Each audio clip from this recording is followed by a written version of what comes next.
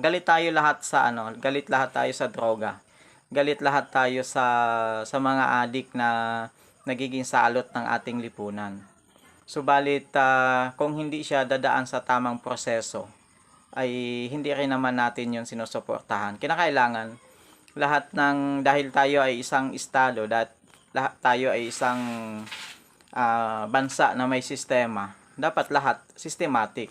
Dapat lahat ay mayroon siyang proseso, no? At sinusunod dapat yung proseso na 'yon. Hindi naman tayo baguhang bansa na walang mga batas na sinusunod, no? So kung nagkasala sa batas, so dapat panagutan at gamitin yung tamang procedure sa pagpapanagot sa mga may kasalanan na yan.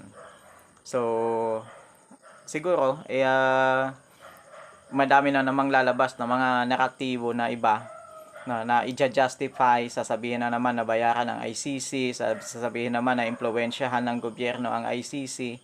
Subalit yun ay mga naratibo na mayroong sariling interest, no?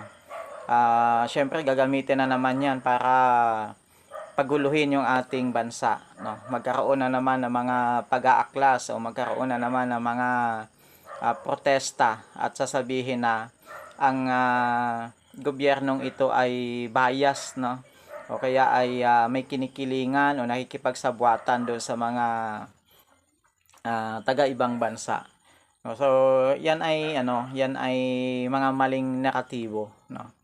Ang pinagdadaanan ngayon ng ating dating Pangulong Duterte ay isang proseso ng batas kung saan ay haharap yung mga nagkasala, lilitisin, no? At kung may kasalanan ay papanagutin, kung walang kasalanan ay ipapawalang sala. So yun yung punto lang doon.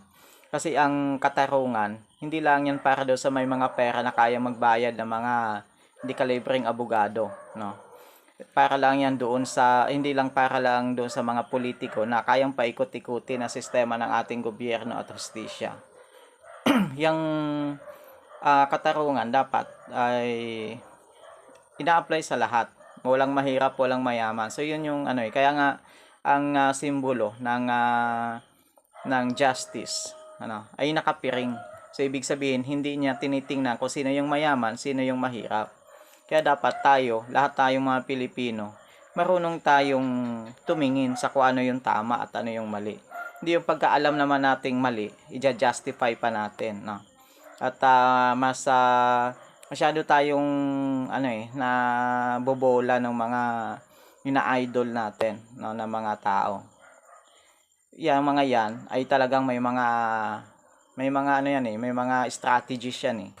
Pinag-aaralan nila yung ating utak, pinag-aaralan natin yung ating kaisipan.